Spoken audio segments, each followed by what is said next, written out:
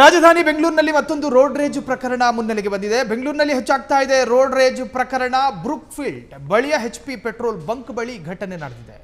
ಆಫೀಸ್ಗೆ ತೆರಳುತ್ತಾ ಇದ್ದಂತಹ ವ್ಯಕ್ತಿಯ ಮೇಲೆ ಹಲ್ಲೆ ನಡೆಸಲಾಗಿದೆ. ಬೆಂಗಳೂರಿನಲ್ಲಿ ಮತ್ತೊಂದು ರೋಡ್ ರೇಜ್ ಪ್ರಕರಣ ದಾಖಲು.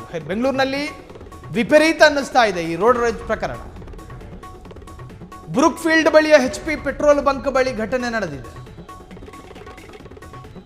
ಆಫೀಸ್ಗೆ ತೆರಳುತ್ತಾ ಇದ್ದ ವ್ಯಕ್ತಿಯ ಮೇಲೆ ಹಲ್ಲೆ. ಕಾರು ಚಾಲಕ ದಿಲೀಪ್ ಕಾರಿನ ಮೇಲೆ ಹಲ್ಲೆ.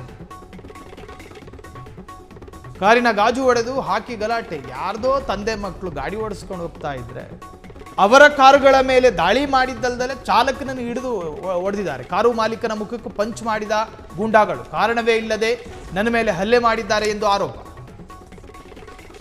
ನೊಂದವರಿಂದ HAL ಪೊಲೀಸರಿಗೆ ದೂರು. ಡೆಲ್ಲಿ ರಿಜಿಸ್ಟ್ರೇಷನ್ ಕಾರ್ನಲ್ಲಿದ್ದ ಇಬ್ಬರಿಂದ ಹಲ್ಲೆ. ಇಲ್ಲವರು ಅಲ್ಲ, ಹೊರಗಿನವರು. ಕಾರ್ ನಂಬರ್ DL8CA Z2473 ನಲ್ಲಿದ್ದವರಿಂದ ಕೃತ್ಯ. ಈಗಾಗಲೇ 15ಕ್ಕೂ ಹೆಚ್ಚು ಕೇಸ್ ಇರುವ ಡೆಲ್ಲಿ ನೋಂದಾಯಿತ ಕಾರ್. HAL ಪೊಲೀಸ್ ಠಾಣೆಯಲ್ಲಿ ಪ್ರಕರಣ ದಾಖಲಾಗಿದೆ. ಸಂಬಂಧಪಟ್ಟ ದುರುಳರನ್ನು ಹುಡುಕುವ ಪ್ರಯತ್ನಗಳಾಗ್ತಾ ಇದೆ. ಬೆಂಗಳೂರು ಬೇರೆ ಬೇರೆ ವಿಚಾರಗಳಲ್ಲೆಲ್ಲ ಸುದ್ದಿ ಆಗ್ತಾ ಇದೆ.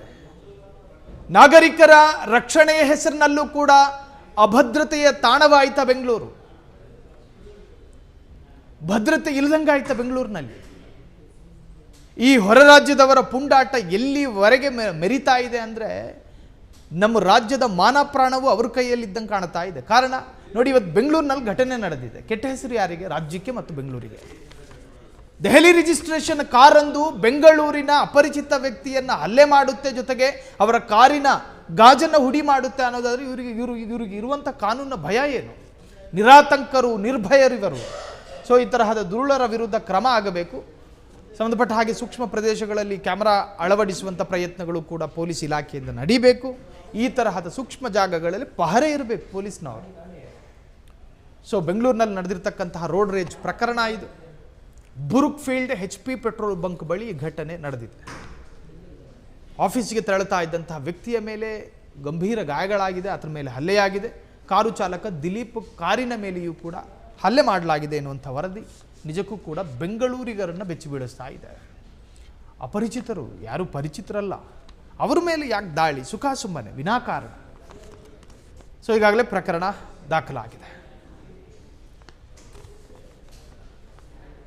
ಕ್ಷಣ ಕ್ಷಣದ ಸುದ್ದಿಗಳಿಗಾಗಿ ಫ್ರೀಡಂ ಟಿವಿ ಸಬ್ಸ್ಕ್ರೈಬ್ ಮಾಡಿ, ಲೈಕ್ ಮಾಡಿ ಹಾಗೂ ಫಾಲೋ ಮಾಡಿ. ಹೊಸ ಸುದ್ದಿಗಳ ನೋಟಿಫಿಕೇಶನ್ಗಾಗಿ ಬೆಲ್ ಐಕಾನ್ ಮೇಲೆ ಕ್ಲಿಕ್ ಮಾಡಿ.